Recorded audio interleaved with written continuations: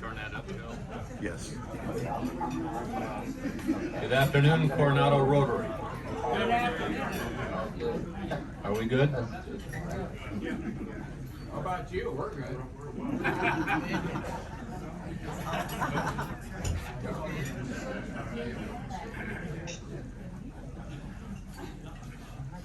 That's not good. Okay. Ordinarily, Dan Frank would be here to give you an invocation followed by During the winter, they pledge. can't ship the outfit. We got people talking, sorry. Can you mute everybody? Yeah, I'm trying. Let me know when you've done that. Well, I've been hearing everybody real well. Hey Phil, how you doing? Can you mute your phone, please? Anybody out there in Zoom land, please mute your phone. I can't see who's. That means you, Ed Morris. There we go. Tom Edson, you can mute yours, and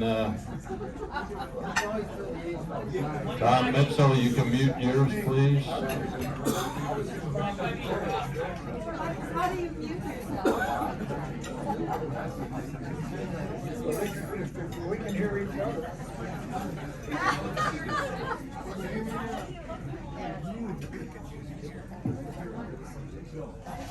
All right, I'm going to make the best of this.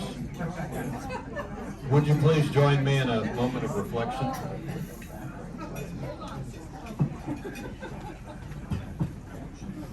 Let us take a moment to remember all the religions represented in the Rotary family.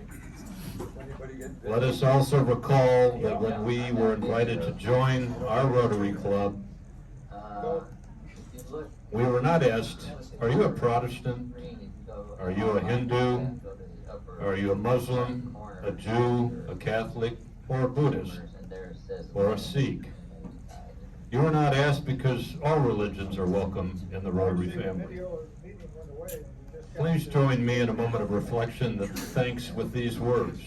With our friends beside us, and no person beneath us, with the bonds of Rotary between us, and our worries behind us, and our goals before us, and no task beyond us. With a thirst for knowledge, we are thankful for our Rotary friends and the meal that we share with them today. Amen. And please join me now for the Pledge of Allegiance. I pledge allegiance to the flag of the United States of America and to the republic for which it stands, one nation, under God, indivisible, with liberty and justice for all. Hey Bob, can you put down a little bit? I can't hear. Yeah. Okay, well, so now that we won't be able to hear the speakers, right?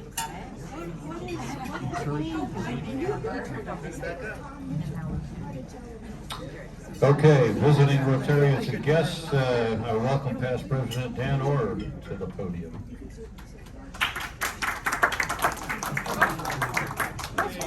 Very nice of you all. We had no visiting Rotarians sneak in here, I don't think. So, we will have guests of Rotarians starting on my left, your right. Starvin Marvin. I'd like to introduce two guests of our guest speaker. The first is Jim Taylor, who has traveled all the way from Scripps Ranch just because he wanted to hear our guest speaker. And the second is Barbara Lake, and I don't know where you've come from. But she's here also to hear our guest speakers.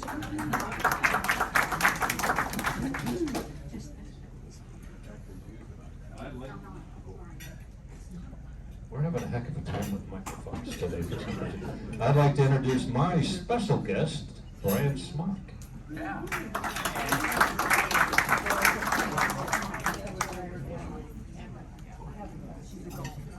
Okay.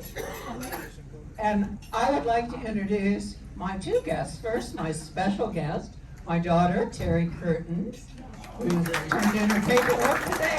Yay! And then my partner in crime in the film festival, Meredith Book, CEO and artistic director. You'll be hearing from her in a little while. Okay, who else? I don't know. Luann. So, Past President Luann. President Bob, fellow Rotarians and guests, I'd like to introduce special guest Sarah Kolke.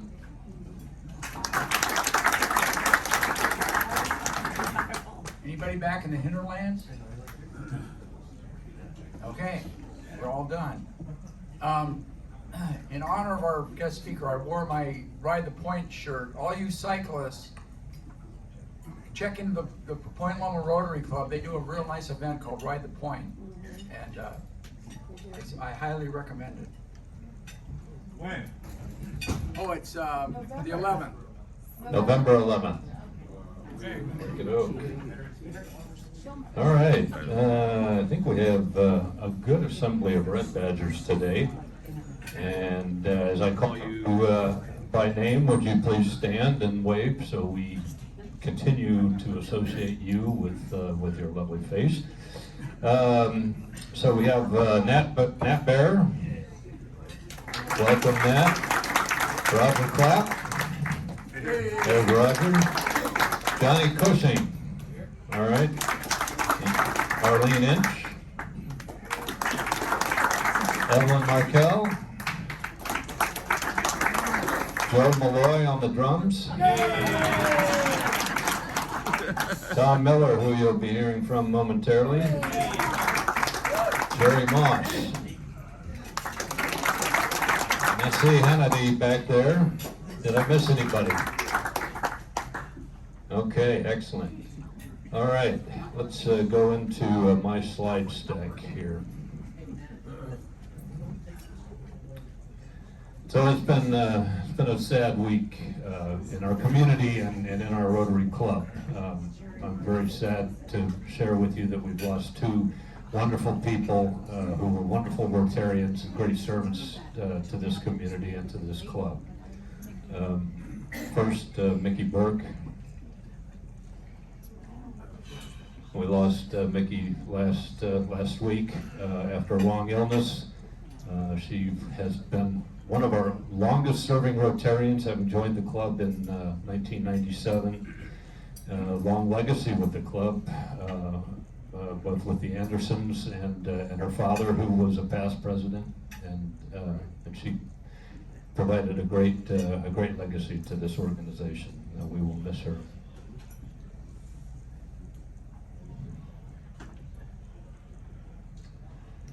Jerry Brown passed away Sunday, suddenly and very sadly. He was one of our newest members.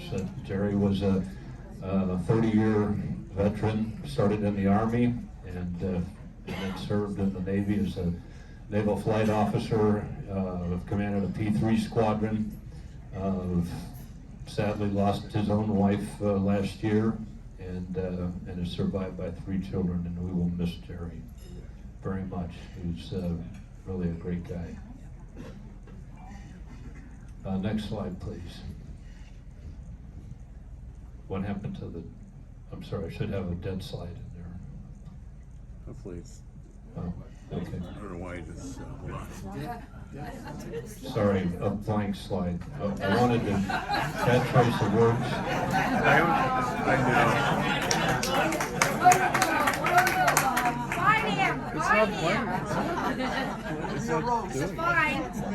I want to take a moment of silence to remember these wonderful people and wonderful Rotarians.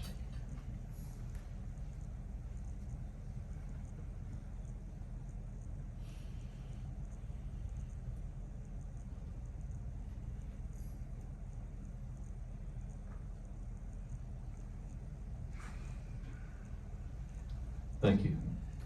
I'd like to welcome Nora Allen to talk, share, and concern.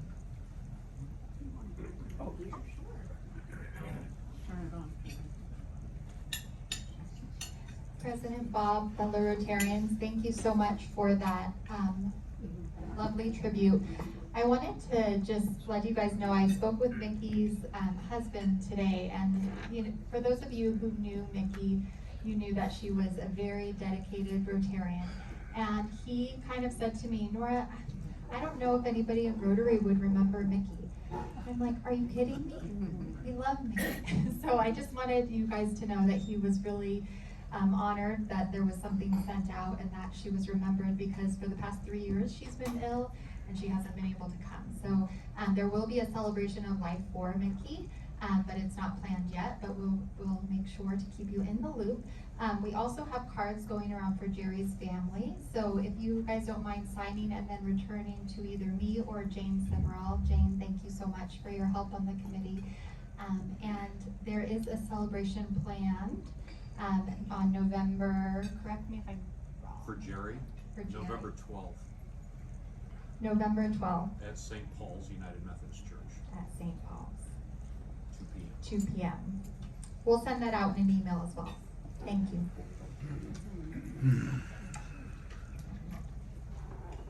Thank you, Nora. Okay.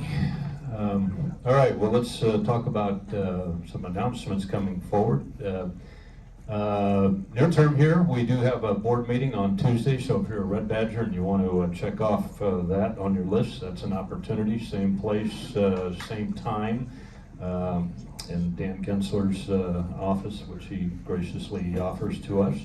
We're going to have the alternate meeting on Thursday the 26th, and I'll show you another slide on that momentarily. Pat Stark, did I see you come in? There he is. All right, Pat Stark has a comment on... Comment and an announcement. The announcement just happens to be that, in case you did not know, today is the anniversary of the purchase of Alaska.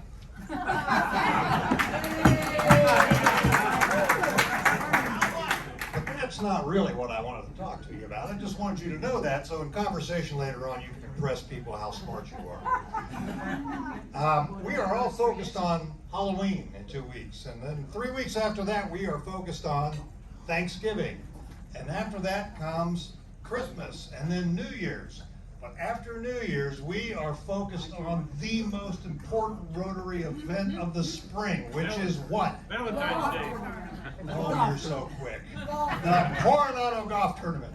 At this moment, we are doing our pre-planning work, and I'd like to have 4 or 5 volunteers, Red Badgers, who would be shadows for people who have already agreed to step forward and run various subcommittees of that golf program.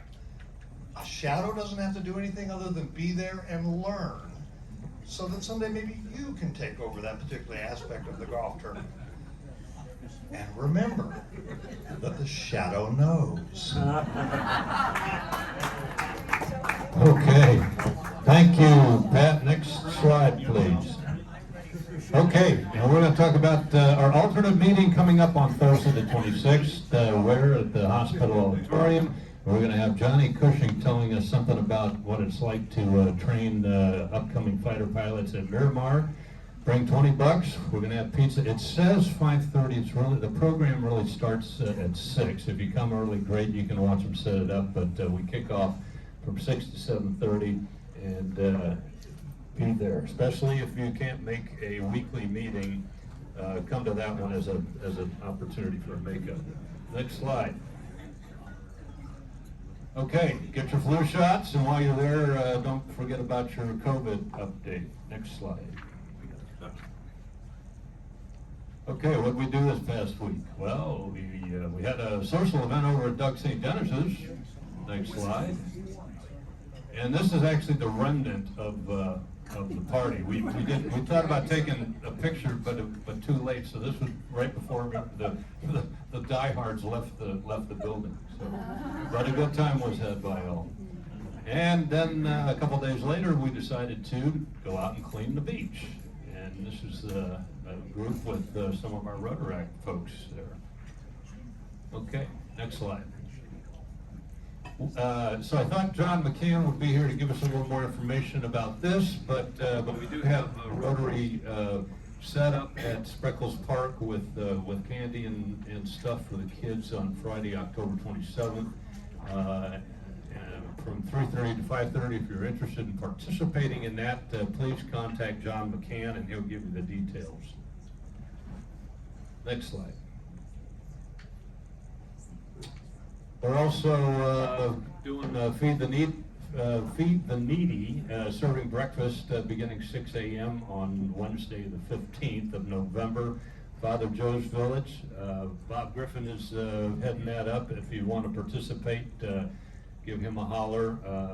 They are going to meet at 5:30 in the morning and carpool from the U.S. Bank parking lot.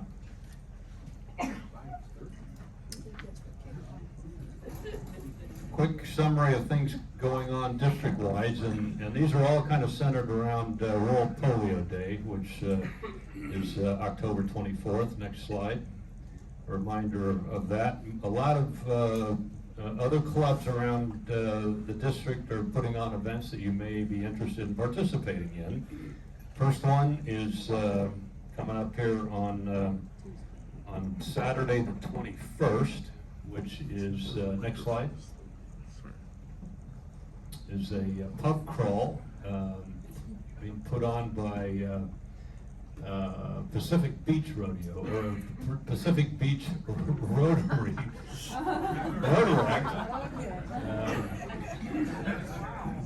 And it's a Wild West theme, so wear a costume if you like, and they're giving out prizes for that. Next slide. This is an event being put on by the Rotary in Tijuana, which was forwarded to me by Bob Griffin. Black Tie Affair, if you want to venture across there and participate in that. Next slide. On the morning of October 22nd, there's the Walk to End Polio. And all of these are on the district website if you want more information. Next slide.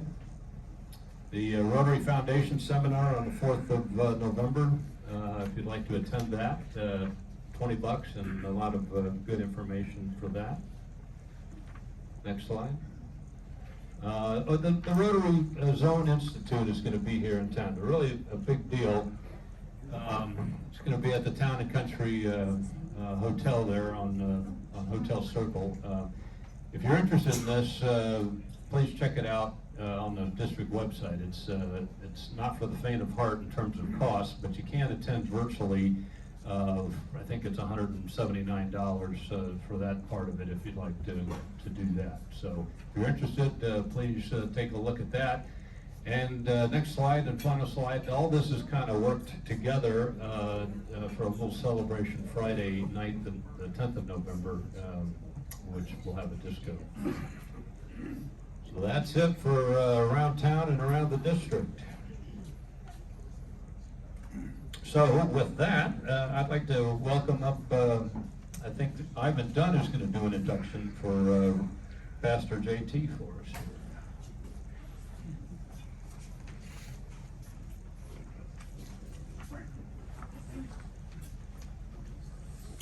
Thank you, President Bob.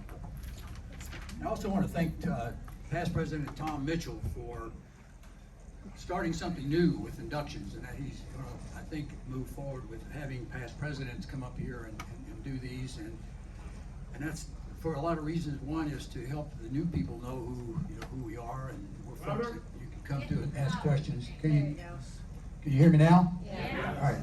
Anyway, just a pleasure to be up here today doing this, and as I said, I want to thank Tom for the chance.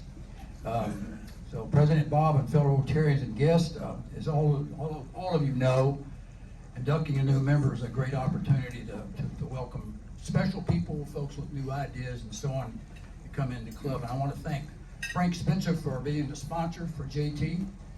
Frank, good on you. You brought in a good guy here. JT comes to us from the club in Redlands. You're stepping into a different kind of place here. Okay, I mean, Steve Dormeyer told me don't badmouth other Rotary clubs, but I got to say some good things about this one. We've had past people named this club the best one in the universe. We're gonna turn 100 years old in what, 26, something like that. We have 250 members, we've got 60 committees, but we've had people in this club, like one guy who started a little project called Rotarians at Work Day in this club. Now it's worldwide. So that's the kind of folks we've got out here, and you're gonna have a lot of fun getting to know them and bringing new ideas to our club. So I want to welcome you to our club. Of course, our new member, as I said, in our club means fresh ideas, enthusiasm. The motto of Rotary is service above self, which means participating, as Tom likes to say, by saying yes when somebody asks you to do something. That's what I just did a minute ago. Okay, question for you is, what was your primary motivation for transferring your membership from residents to this club? I just want to say, continue to be a Rotarian. Yeah, continuing to be a Rotarian is one thing. Yeah. Here. Yeah. We're having trouble with it. You're selling me, and I'm already sold. I'm here. To be part of the service above self is, I mean, that's my life as a pastor. That's what I do, and that's what I encourage amongst my congregants. But the work that this club has done for a century is a big draw for me. I've been a part of 2 Rotary clubs in my last 2 congregations, and so I look forward to continuing that here with you. But the size of the group, the people involved in the welcome has been a big part of why I'm here today. Well done.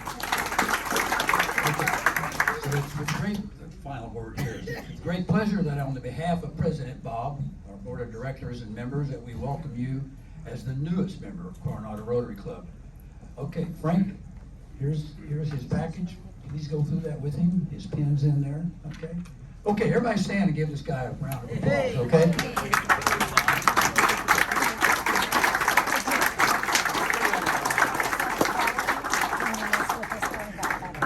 There you go. So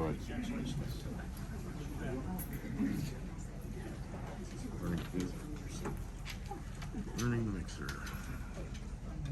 Congratulations and welcome aboard, JT. Thank you, President Bob. Okay, let's see, let's have, I'm gonna hold one in my back pocket here. Let's have a Rotary Minute from Johnny Cushing.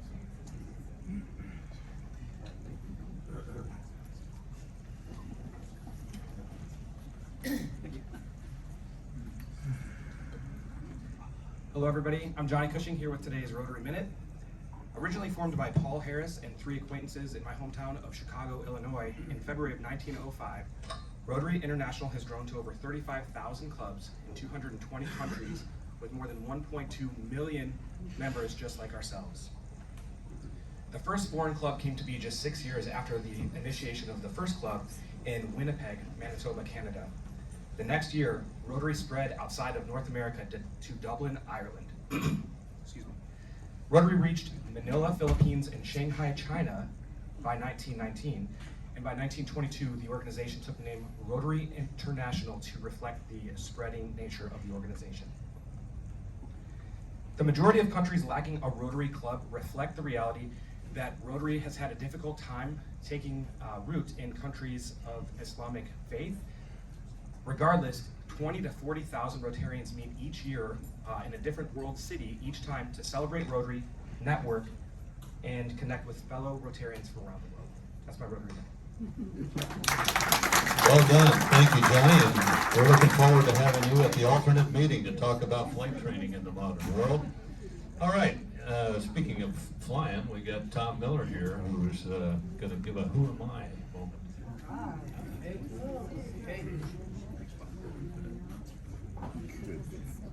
President Bob, fellow Rotarians and guests, my name is Tom Miller. This is my Who Am I elevator speech. I've been blessed to be in Coronado for 50 plus years. I'm originally from central Kentucky. My ancestors came there as a result of land grants given Continental Army soldiers from the American Revolution. My dad was the local undertaker there, And my mother was a school teacher. She taught from horseback to kids in eastern Kentucky. My interest in airplanes brought me to the Navy as a pilot, and later to my civilian career developing airplanes and producing airplanes. My last job before I retired was on the Global Hawk program. Global Hawk is an unmanned airplane, wingspan about the same as a Boeing 737. Avocations, I guess, besides Rotary, serving economic development with the San Diego Consortium and Private Industry Council, regional development with San Diego Dialogue, sponsored by UCSD, mentoring small business with the Service Corps of retired executives, and currently as a docent for the Midway. A few hobbies, reading. I read everything but instructions.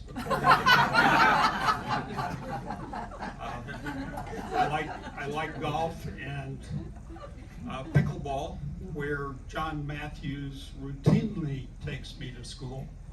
I mean routinely. And I especially love cycling. I've spent a lot of time on a bike with my friend Dan Orr and Mike Wywoody. And it was on a cycling trip to the Netherlands where I met a certain lovely young lady by the name of Lou Ann Miller, who some of you may know. That's all I got. Thank you. Thank you, and before you go, are you now done with all your red badge stuff? You got one more to go, then we'll peel that off on the next event. Okay, the last thing I have before we introduce our speaker today is going to be our dear Doug St. Dennis, who is going to have some comments about a non-Rotary specific event here, nonetheless an important community event, but because it's not Rotary, there's actually a cost associated with this. I believe we're going to have $10 a minute for you to our foundation. I thought you said $1,000 a minute. Oh, $10. Oh my gosh, it's so worth it. Well, good afternoon, fellow Rotarians and guests. We're honored to be here. If you don't know, my co-conspirator in the Coronado Island Film Festival, this is Meredith Book. She's the CEO and artistic director, and boy, has she been making it happen lately. We have such great stuff in store for you. And you'll see a postcard on your table, this one, and it shows when our festival is, which is November 8th through 12th, coming right up. And on the back is our schedule of classic films, which we show one every month at the Village Theater. And next week we're showing The Day of the Jackal, $15. Come, we fill the theater every month and we have a great time. So we really want to talk about this festival though, and we're mainly here to recruit you. One of the things we do every year during the festival is we install up to 200 stars along Orange Avenue, and also in front of the library, all up and down, and it sort of replicates the stars on Hollywood Boulevard.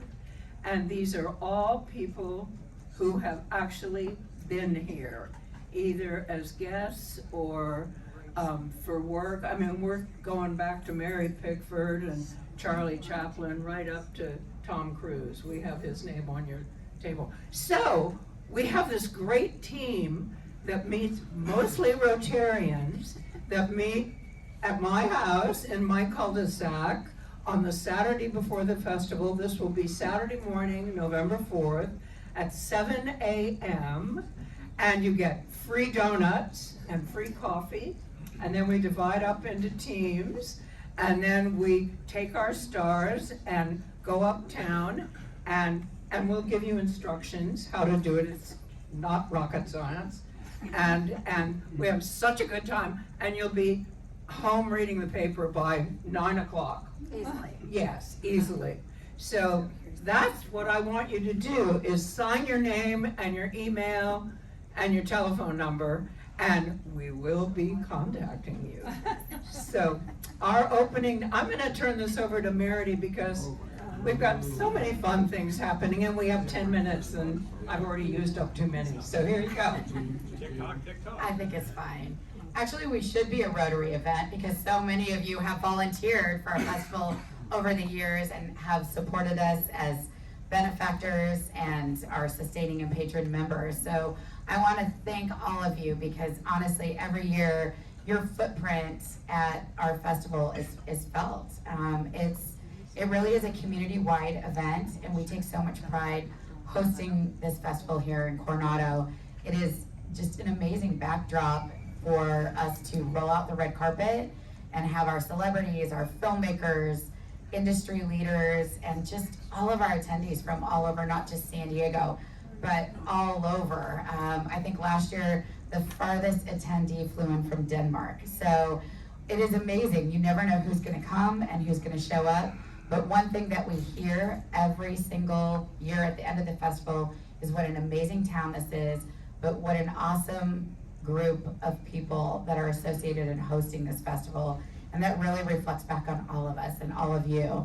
So just to share a few highlights, since we're being charged by the second, that we will, our opening night feature, which has not been formally announced, it's going to be up on the website today, so you are the first to know.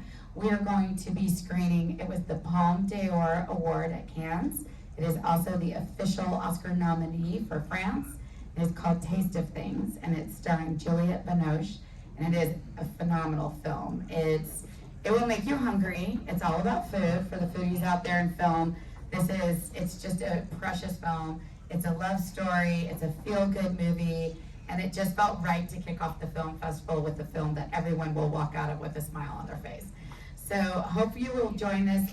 Tickets to that include the after party. They are not sold separately. So if you can just attend the film festival one night, our opening night, the after party is at the Tavern. And it's just gonna be a wonderful evening to kick everything off.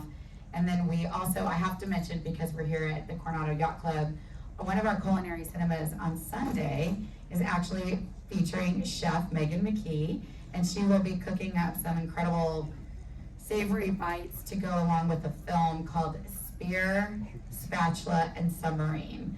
And it's about the lionfish that are decimating the reefs in Florida. And the sister restaurant is actually here in San Diego across the bay, and it's called Lionfish. So she'll be on that panel along with Amy Stewart and the filmmaker Shannon Burrell. But there is so much happening. Go to the website, you'll see the full schedule. I could spend 2 hours talking about these.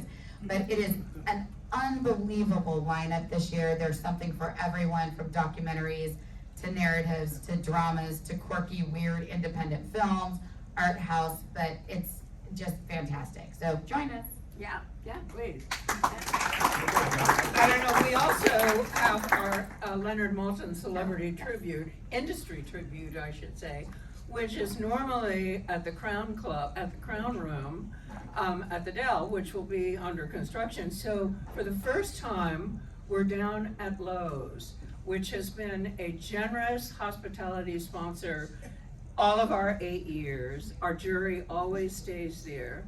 And so it's there, and they are so honored to have us. So we want you all there. That hotel probably has the most gorgeous lobby I have ever seen in any hotel in the world. So please join us for that. It's a separate ticket, and we want to see you there. And we've got lots of good guests to surprise you with. So, there we go. Did we make it? No. No. Here's the worst part. I round up to the next 5 minutes. So on behalf of Rotary, thank you for your $150 donation. It's now my pleasure to introduce Carrie, who will introduce our guest speaker. She can have her donation. We can try. Sorry, I can't hold the mic and read Braille and talk. I'm good, but not that And good. I can't read Braille, so. You're no help. No. President Bob, fellow Rotarians and guests, it is my sincere pleasure to introduce our guest speaker today, Eric Gillman. When I was doing my, I'm gonna Yeah, hold it for you you. know what. Here, I'm gonna hold it because it needs to be closed. There you go. Maybe I'll. How's that? Is that any better? Yes. Much better. Okay, just give me a signal. We're good. I was very fortunate during my red badge requirements. My sponsor, Marv, took me over to the San Diego Breakfast Club about 2 months ago.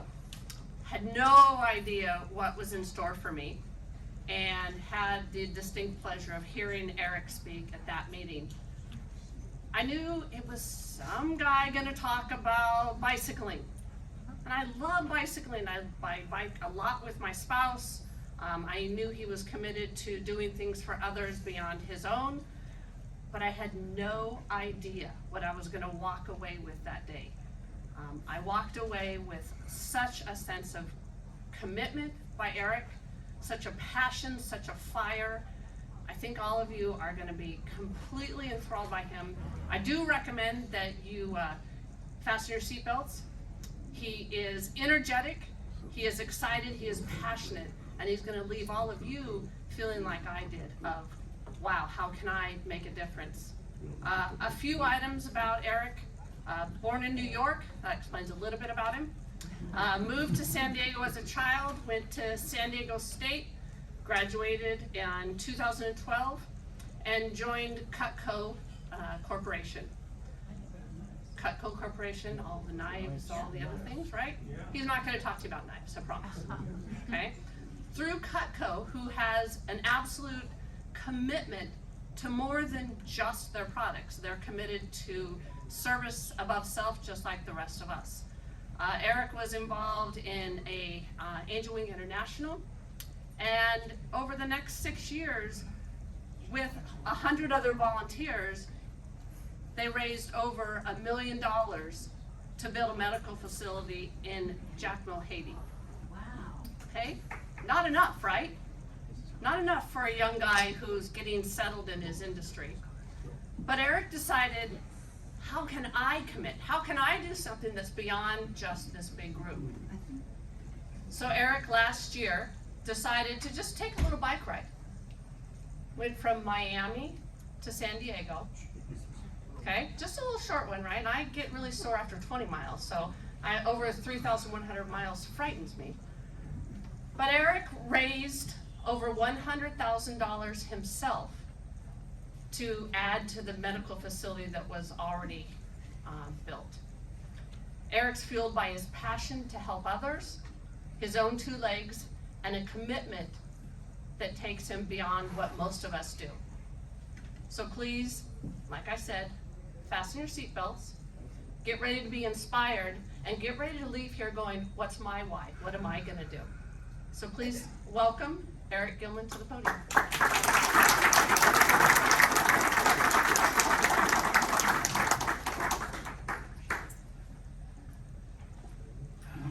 Which microphone do I got? This one? Yep. Cool. The whole thing came up. Good afternoon. Rotarians, humanitarians, distinguished guests, and of course the people on Zoom, or as I like to call them, the people without pants. It's true, prove me wrong. But no, I'm really excited to share with y'all today. In fact, one of the best byproducts from this ride, aside from all the money we raised, is a good friend of mine. Nick Coronado is an award-winning filmmaker, and he made an incredible documentary about the ride. And I have a preview right here. I'm going to show it to you before we get into it. This is actually low-key my audition for the film festival. We're going to play that. It gives you an idea of kind of what we're doing here, and I'm going to tell you a little bit about why and what we did. So go ahead and roll that one, please. Okay, so imagine for a second we're all standing here, normal, beautiful day. We go about our business. Shake.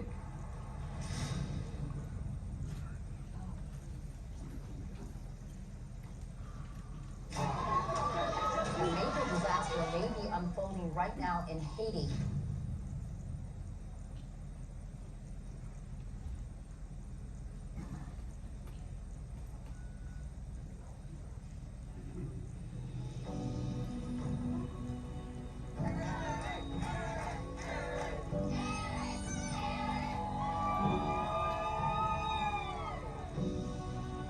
What makes me want to give so much, but why the Angel Wings Medical Clinic is so important to this ride is just the people that we're helping them. Despite all the challenges, economically, socially, they still have, in so many ways, so much hope.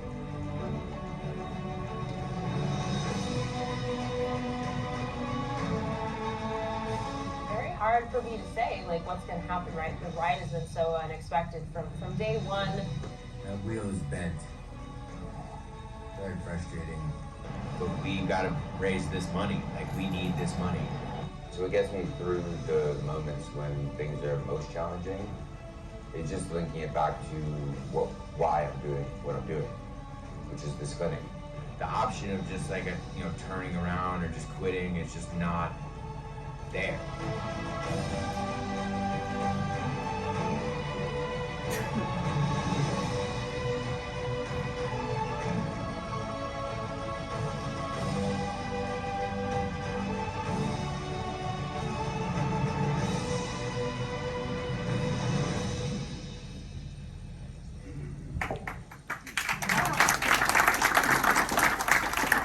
Spoiler alert, I made it. We did it. And I say we did it, it wasn't just me, it was all the people who supported along the way. And a couple of things just by the numbers, the people who are wondering, you mentioned it was 3,154 miles. I went through 8 states, it took me 9 weeks. Altogether we raised over $100,000 through the entire campaign. And to answer the question that is inevitably on many of your minds right now, my butt is okay. Takes a beating, 10 hours straight on a bicycle for 9 weeks straight, but it's amazing and it's all fun and games. And I'd like to start with a quote in today's world. By show of hands, I know a couple people in the room who are invited. Did anyone follow along on the ride, social media or anything like that? Or yeah, room full of people I don't know yet, which is a fantastic opportunity to share this story, because I like to say that don't judge your raw footage off of someone else's highlight reel. Yeah. We live in a Facebook, look at me, Instacart, Instagram, Insta world. Don't judge your raw footage off of someone else's highlight reel. So today, in these couple minutes I have with y'all, I want to give you just a little bit of the raw footage and share with you not just why I did this, but in some ways, how you can do it yourself. And don't worry, this doesn't end with me being like, I got 30 bikes outside. Who's coming with me? No. Yeah, 3,100 miles, but here's the other stuff. I fell over 8 times. I almost got run off the road 4 times. I got food poisoning twice. I got hit by bugs in the face. Just the face. 192 times. At least. Anyone want to take a guess of how many I ate? 37. Sometimes people are like 190. I'm like, what do you think I was doing? Like,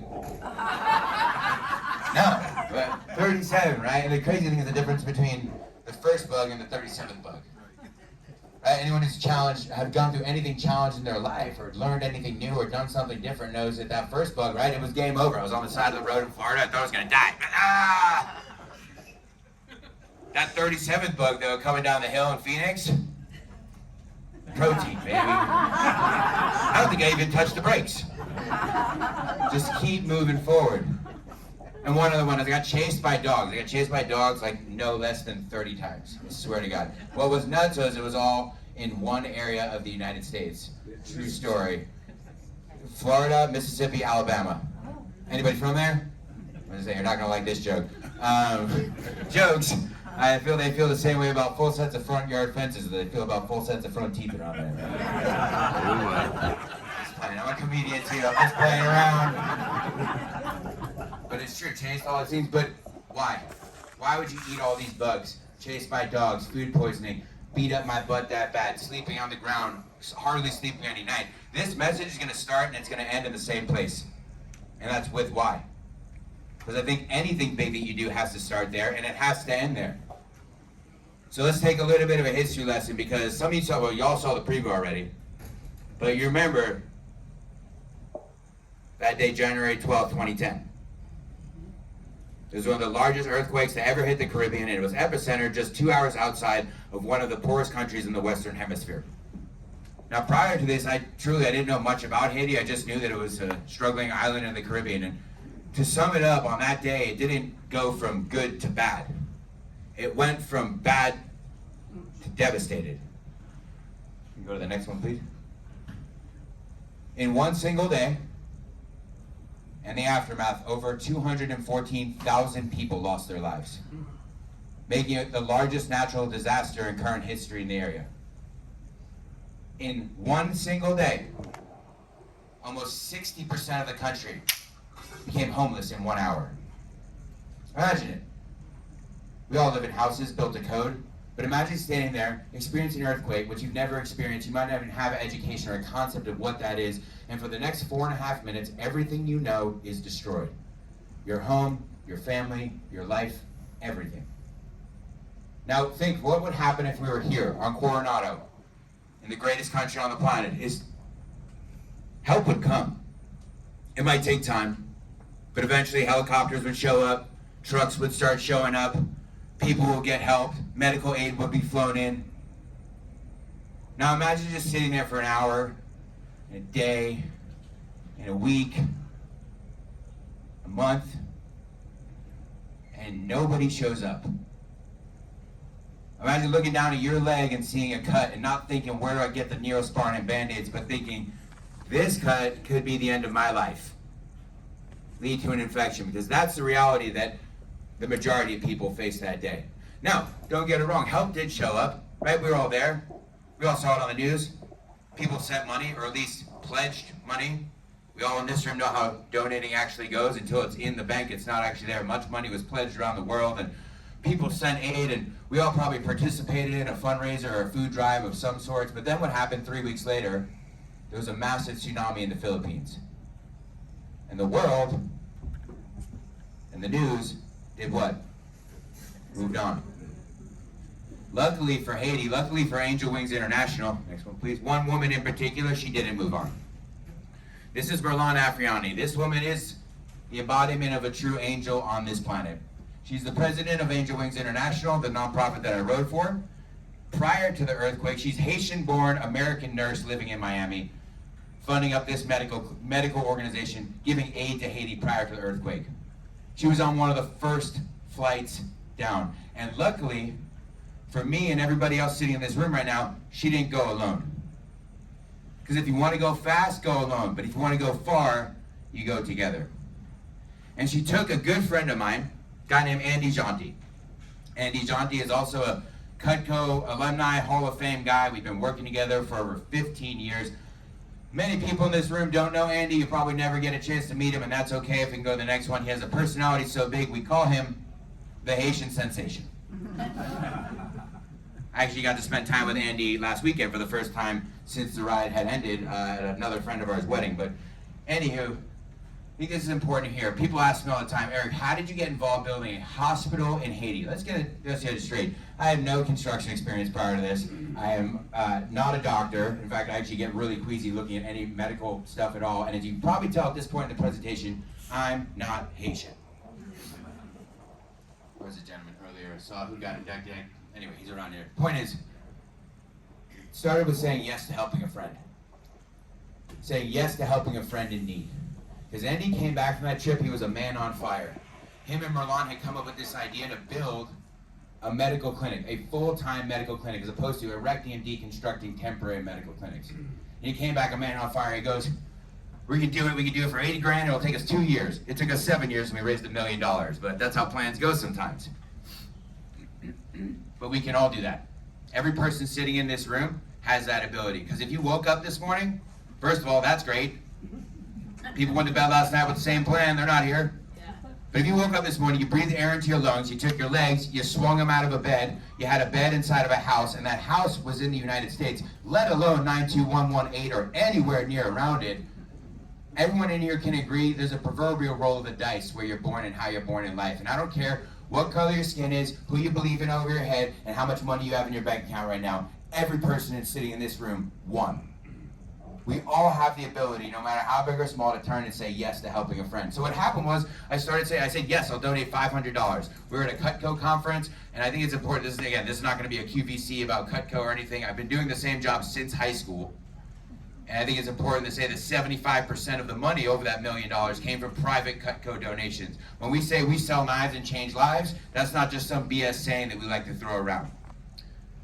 So, started with a $500 donation, and then another $500 donation, and then a $1,000 donation, and before you know it, 4 years later, I'm on my first plane ride to Haiti. Right, again, I'm not a doctor, no construction experience, I don't speak the language. You go to the next slide. That's the face you make when you're on your first plane ride. I don't know what the hell I was got myself into. This is actually, all these people sell Cutco knives who are coming from a Cutco trip. I still keep in touch with almost everybody on this plane, and in fact, half the people on that plane were at that wedding last weekend. So again, we are a family affair. But when we got there, I knew exactly what was gonna go down. I knew exactly what we were gonna do. We were gonna put an imprint on this community, an imprint on this country that's gonna change the trajectory of its future. Because you can send money, you can send food, but until you start building up a community from within, it's never gonna change. So we stood there looking at a blank concrete canvas the day I showed up. Just a flat slab, a pile of supplies, and a bunch of tools that I didn't know how to use. And 5 years later, we're looking at this. One of the top 5 highest quality medical facilities in the entire country. We built it from the ground up, completely from private donations. I'll give you a quick history of 5 years of history in 5 minutes or less. So like when people go like, what do you mean you built it? Like, did you pay people to build it like a lot of organizations do? Like, no, we flew over 100 people down there and we physically built it ourselves. I went 4 times, all right? There were 7 trips total. My first trip, we put the walls up. We put it on the bones. We literally cut, shaped, sanded, scraped, and my favorite, by hand, weatherproofed every square inch of that building, and it's now withstood 6 Category 5 hurricanes. It's not going anywhere anytime soon. We were there for the first one. It helped us find all the leaks. That was a fun night. Second trip, this is important, I started doing the paint gun, right? Because when you specialize, and anyone who specializes in anything in this room, medical, sports, whatever, you become what? Irreplaceable, meaning you have to be there all the time. That comes into play later about when I tell you how tired I got.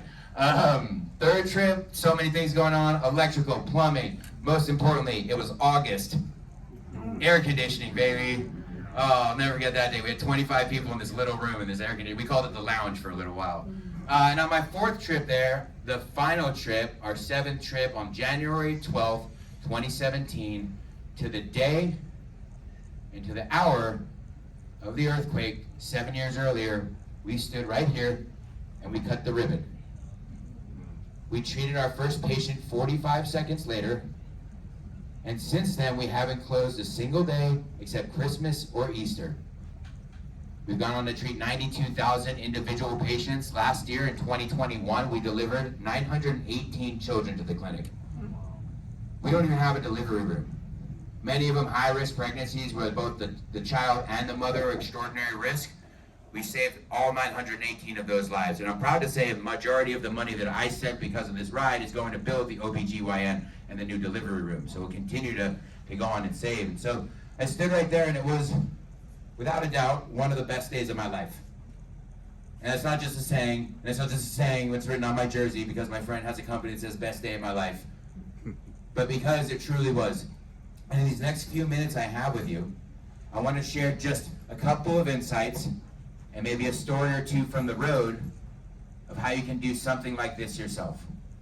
Whether you're building a hospital, going on a bike journey, writing a book, changing someone's life, building a business, getting in better shape, I found that a lot of the things in life can be accomplished by doing a few of these things I'm going to share with y'all today. How are we doing on time? 5. Okay, cool. We're going to keep it moving. All right. First one, I didn't bike 3,200 miles at one time. Anyone who's ever done anything big knows that you didn't lose 100 pounds overnight, knows that you didn't build a building overnight. I did it. Go ahead. Next one. One bite at a time. And here's the thing I want you to hear is I didn't bike 80 miles 40 times. Sometimes I biked 40 miles twice in one day. Sometimes I had to bike 20 miles 4 times that day. Sometimes, and I think we can all relate in life, life is about not just getting to the end destination, but just getting over the next hill. Whatever that is to you, getting over the next hill, and what champions are made of, what winners are made of, is getting over the next hill knowing there's a bigger hill behind that one. But all that matters right now is what matters right now. And you can only change the small things one little bit at a time. So embrace the process and break these things down. Don't tell me what you're going to do this year. Don't tell me how many sales you're going to make this year. I want to know how many phone calls you're going to make this afternoon. Don't tell me how many pounds you're going to lose before the end of the year. I want to know what you have for lunch today. Because so often we're overwhelmed with what we can do in a year, and we greatly underestimate what we can do in a day. And when you do enough crazy stuff in a day like I have, you start thinking, wow, you can really get a lot done in a day. All right, so the second thing, though, is, like I said, a lot of challenges. Wind, bugs, dogs, food poisoning. It was all out there. Don't get me wrong, it was super fun. We had a blast. We made a movie about it. Check out the movie. I'll share the link with everybody. Go to the next one. But embrace the process. The challenges are the journey. If it was like, oh, I rode my bike cross country and nothing ever went wrong and it was super fun, like, that's a boring movie. No, things are going to come up. The people who are successful in this room, which is the majority of people in this room, because you're here right now today, I can already tell that about you, is you didn't see failure as the end destination. You saw failure as a pit stop on that road to success. Right? As Rocky says, it's not about how hard you hit, it's about how hard you can get hit and keep moving forward. So I believe in life, if you have the ability to help people, in a lot of ways you have a responsibility to help people.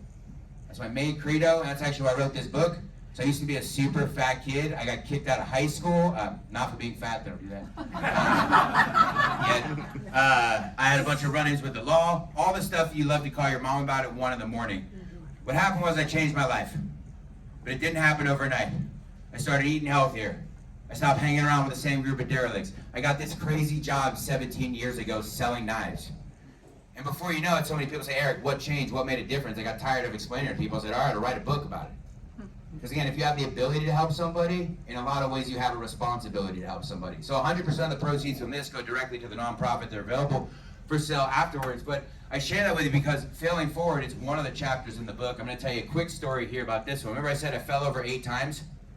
Right? Super fun. And the guys over here, I know we're short on time, so I won't go too detailed. The falls, none of them were glamorous, meaning none of them I was going 30 miles per hour and I slid down the road and slid out. It was cool. No, all of them were like, all right, I'm going to clip into my bicycle, and then what happens? No, no, no, no, no. So this is one of them. I'm in the woods in West Texas. It is a crappy day to say the least. I'm way behind schedule. The wind was beating my ass. I'd eaten like 15 bugs so far that morning, and none of them were on the menu. And I was like, all right, I gathered myself, I was ready to go. I was on a hill, uphill, and I clipped in, and then just, boom. And I quit. I threw my bike into the woods, and I said a lot of words I'm not going to repeat in front of everyone right now. And I said, that's it. I'm done. I can't do this anymore. I'm exhausted. My butt hurts. We're done. But then I considered what I'm about to tell you right now is, work as if the people who depend on you most are in the room watching you work. I didn't start doing this because I love bicycling. I started doing this because I love the people that I was doing it for.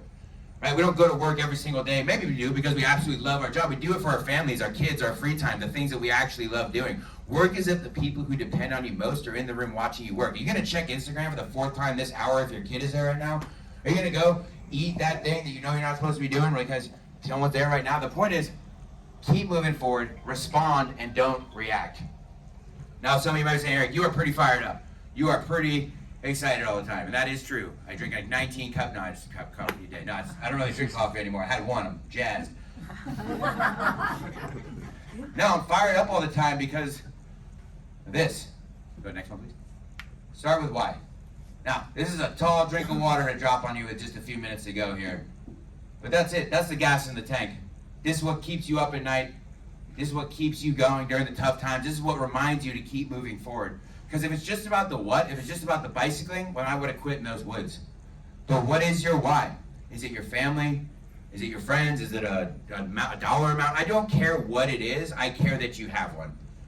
Because that is the purpose of life, right? Is to have that deep why and continue to push yourself forward. Hopefully in the last 2 minutes since this has been up here, something has popped into your mind, right? Something has come to be your why. And before I leave here today, I want to share with you the equation, or what I call the equation for Eric Rides for Hope, which I'm pretty sure is the next slide, I think. Yeah, I know it pretty well.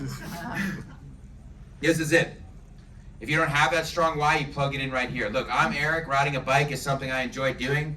My why is hope. When I say hope, it's not just a generic term. It's building health and hope for Haiti is our mission statement, so I did it. That's my why. And before this, too, it was Eric Rides for Hope. In 2016, I'm an athlete. I did Eric Fights for Hope. Yeah, I boxed my best friend. We raised $1,200 in one night. I should have just donated the money. But Eric Runs for Hope, 2014. Remember, Eric Runs for Hope also raised $2,500 over 4 months. 10 years later, Eric Rides for Hope raised over $100,000 in 1 year. Again, I'll repeat it. Don't judge your raw footage off of someone else's highlight reel. Don't look at someone who's years further down the road in experience, embracing the process, overcoming challenges, and moving forward, and compare your today to their future. Find that thing that you love, right? I like riding a bike. It's not even like I love that I got my bicyclist crew here, but you'll say in the movie, there's a quote that my friend likes to remind me, because I'm not a bicyclist. I'm not. I'm a guy who rides a bike, who has a why as big as he can ever imagine. So, to bring it home here, again, you plus something you like doing for your why. This is the first time I told that joke that there's actually guys here who would ride the bike out with me. So, a little intimidating. We'll go ahead and just wrap it up here on the last one, I think. Perfect. If you don't have a strong why, which I'm sure everyone in here does, but just because you already donate to one thing, everyone in here already knows this, but that doesn't mean you only donate to that one thing. Again, everybody in here has amazing ability to help and give, and that's not always monetarily. It could be time, energy, effort. Every time you leave here today and you tell people that you saw me and do this and spread the word, watch that movie, get me into another place to speak, that changes lives. But at the end of the day, we are fundraising. That is what we do. On average, a person lives off of $8 a week in Jacmel, lives off of. And on average, it costs $33 on average to treat a patient in our clinic.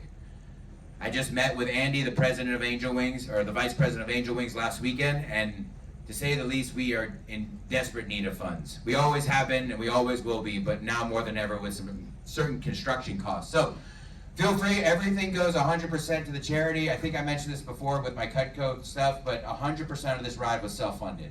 Not $1 donated, one to pay for a hotel or a burrito or a Gatorade to wash the bugs down. Every single thing came from that Cutco career. 100% of the money goes directly to the nonprofit. We have 0 paid employees. It's a 100% volunteer-based organization. You can follow along, Eric Rides for Hope on social media. I am the sharpest guy you know. If you click to the next slide real quick. True story.